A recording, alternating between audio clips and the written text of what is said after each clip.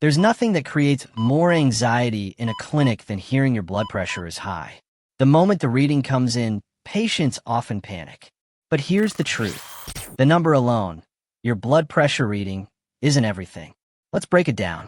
We care about blood pressure because consistently high readings are linked to a higher risk of heart attacks and strokes over time. And studies show that lowering blood pressure can reduce that risk by about 25%. That sounds great, right? But it's not as simple as just lowering the number.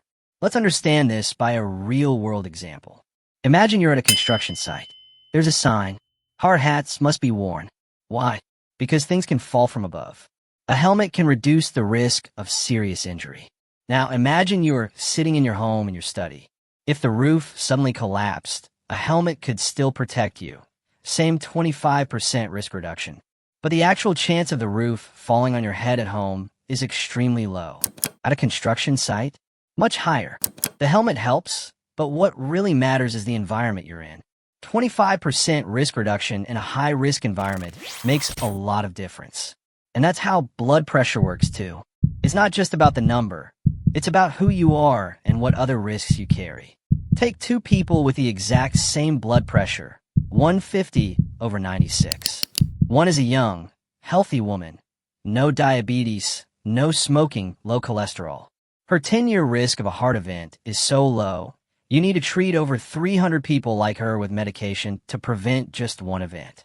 The other is a 65-year-old man who smokes, has diabetes, and high cholesterol. In him, you'd only need to treat 16 people to prevent one heart problem. Same blood pressure, very different risk. So what's the takeaway?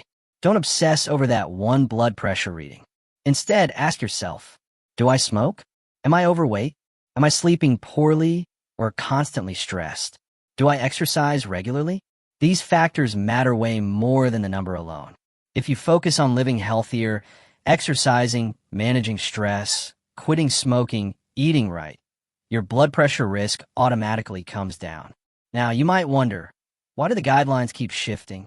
One year, 150/90 is high. Next year, they say 135/80 is too high. Why? Because people today are more sedentary, more stressed, more unhealthy overall.